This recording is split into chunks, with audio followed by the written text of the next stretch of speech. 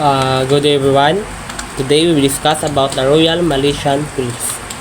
Okay, let's start. There are the brief history of Royal Malaysian Police. In early policing, 15th and 18th centuries, law enforcement was existed. During the Malacca Sultanate with figure like the Temenggung, Portuguese and Dutch rule introduced different system. Diya kaya kang during early policing 15-18 centuries ang law enforcement nag-exist during kang Malacca Sultanate with figure like Temenggung. Ang Temenggung ngaya is amoya na nagatukoy sa pinakataas nga ranggo kang mga officer o law enforcement. Next, ang modern foundation. Modern foundation was exist in 1807. The formal beginning was in Penang with a Charter of Justice, initially led by the British officer. Development separate police force involved in state settlement and federated Malaysia state. Post World War II, the centralized civil affairs police force was formed in Malaysia. Ang civil affairs police force amoya na form sa Malaysia para magkaayos kung matapos nga ginsakop kang mga Hapones during World War II. Independence 1957, the Federation of Malaysia Police Force was established. Royal title on 1958. The recognized for its service and granted the title Royal.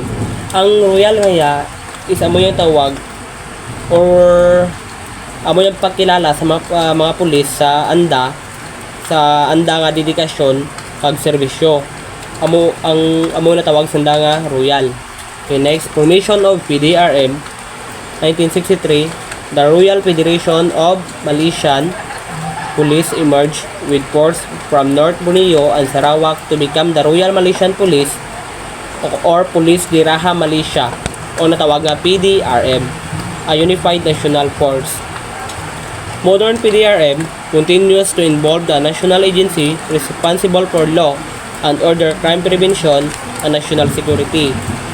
Ang PDRM kano kung natawag nga Police Diraha Malaysia, amo yung responsible sa law ang prevent kang crime nga nagatabo ang prevent ang national security. Okay, next ang maproceed sa may Rakan Cup. Rakan Cup is a community outreach program launched in 9 August 2005. Ang Rakan Cup sa programa nga nakipag-ugnayan sa komunidad kang Malaysia. The RMP constantly cooperate closely with police force worldwide, which include those from neighboring countries in Malaysia. Share borders with Indonesia, National Police, Royal Brunei Police Forces, Thai Police, and Singapore Police. So, ibig sabihin, ang RMP kano o kung natawag nga Royal Malaysian Police, amo yung nagabulig or nagasaanib pwersa sa iba nga mga kapulisan sa iba nga nasyon. Amo rang tawag nga RMP o kung Royal Malaysian Police. Sanda nagabulig or nagasaanib pwersa sa other nga police nga kapulisan sa ibang nasyon like Indonesia National Police, anak ka Brunei, pag-anak ang Singapore. Okay, next, ma-proceed sa may organizational mandates. Ang anda nga mission: to uphold the law and order, protect life and property, prevent and detect crime, and ensure the security of the nation. Vision: to be the world-class police force that is professional, efficient, and high integrity. Ang motto na tana is police dan masyarakat berpasa tiada, or gatawag nga malay for police and community are inspirable. So ang jali ang motto na kaya is this motto emphasize the importance of collaboration and partnership between the police and the community in maintaining safety and security. Like sa RMP blocking na to, amuto na, di ba, ang RMP is ga sanipwersata na sa ibang mga nasyon, nga kapulisan. Tapos ang moto na is daw bilang sa moto naman ay is important of collaboration and partnership between police and the community in maintaining safety and security. Okay, let's proceed. The Royal Malaysian Police Organizational Structure. The police hierarchy in Malaysia is well organized, covering all security operation, from patrol to traffic control and intelligence gathering. The Malaysian Police Force is divided into many specialized departments. This is 2K department manage the entire force and its activities at all level. And the bilog is management department ag logistic department. Ang natawag to ng management department amuya ang mga bakal nga organisasyon like ang mga kapulisan nga responsable sa pagkontrol ka mga responsable sa pagkontrol ka mga crime nga nagaratabo sa mga palibot. Tapos ang logistic department na amoy ang responsable sa pagplano, pag-ordinansa, kag nagakontrol ka mga materyales para suportahan ang operasyon ka mga kapulisan. So bali sandang nagatugro kang kailangan na ka mga kapulisan like other mga materials so one. Good afternoon. Okay, good afternoon. Let's discuss the Royal Malaysian Police organizational structure. So there are two types of officers sa Royal Malaysian Police, the Gazette officers and the file or subordinate officers. Okay, let's discuss first the Gazette officers. These are the high-rank officers of the police. These officers are more involved in planning, heading, and leading the critical operations. They are also responsible for extending their assistance in any law and security related issue pertaining to the excise, quarantine, revenue, immigration, registration, or any legal system marine matter. So ang Gazette officers ang high ranking officers ka Royal Malaysian Police, responsible sa planning, heading, and pag-lead sa mga police operations. Okay, rank structure. Let's proceed sa rank structure ng Gazette officers. First is ang commissioners. Nakabulit siya, so sorry. The highest rank is the Inspector General of Police. Next is the Deputy General of Police. Next, Senior Commissioner of Police. Deputy Commissioner of Police. Senior Assistant Commissioner of Police. Assistant Commissioner of Police. Superintendent of Police, Deputy Superintendent of Police, Assistant Superintendent of Police, Inspector of Police, and the Probationary Inspector of Police. Tandaan nyo lang, ang highest rank is Inspector General of Police. So, ang Malaysian term na. So, sige lang. Okay.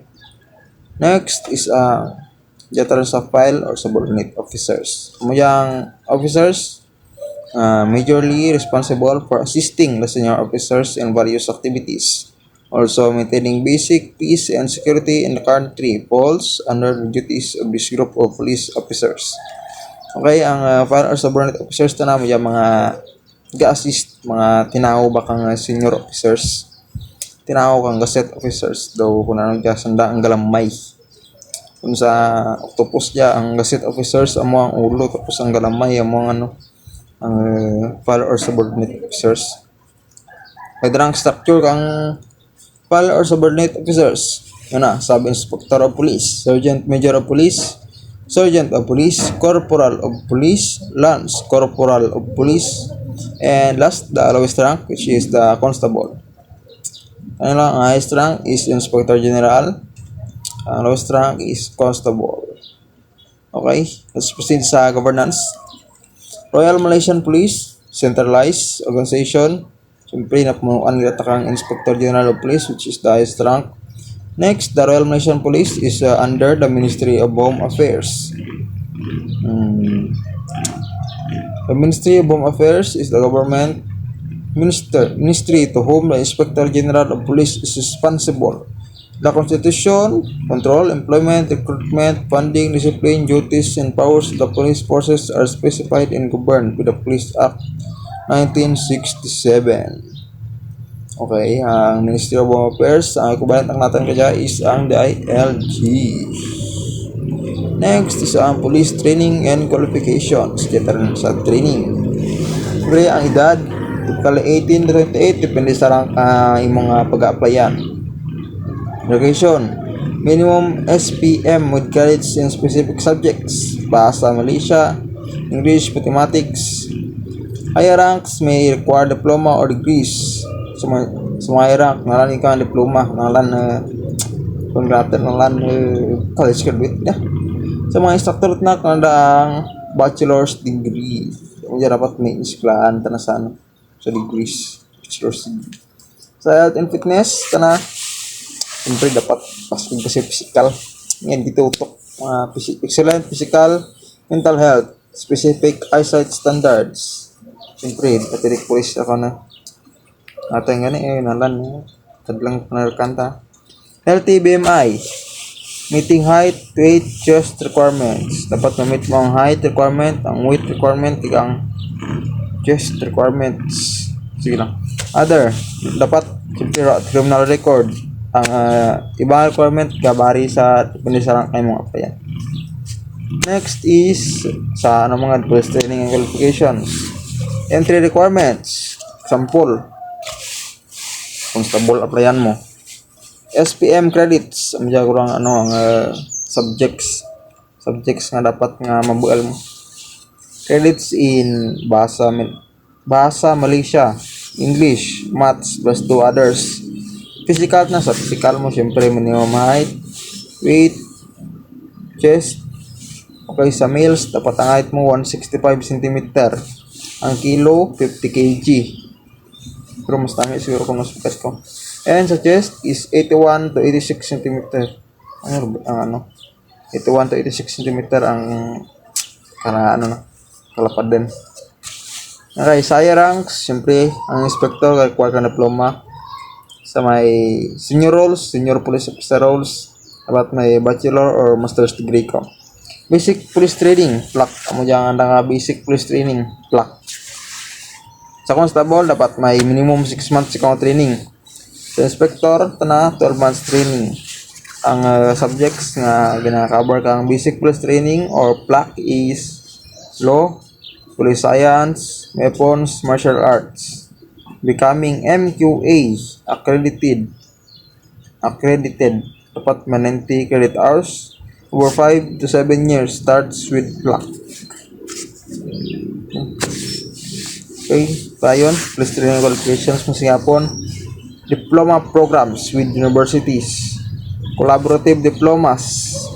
90 credit hours over 5 to 7 years. So, may kurang dapat ang collaborative diploma makabulig ng mga balka 90 credit score 90 credit hours sa kalima tuig dapat may credits ikaw sa police management or diploma police investigation, may diploma national security, diploma security intelligence, diploma siapa advance dito na mga advanced or specialized training. Okay, training amo dyan training para sa senior officers kag international participants mga foreigner nga police force nga specialized center.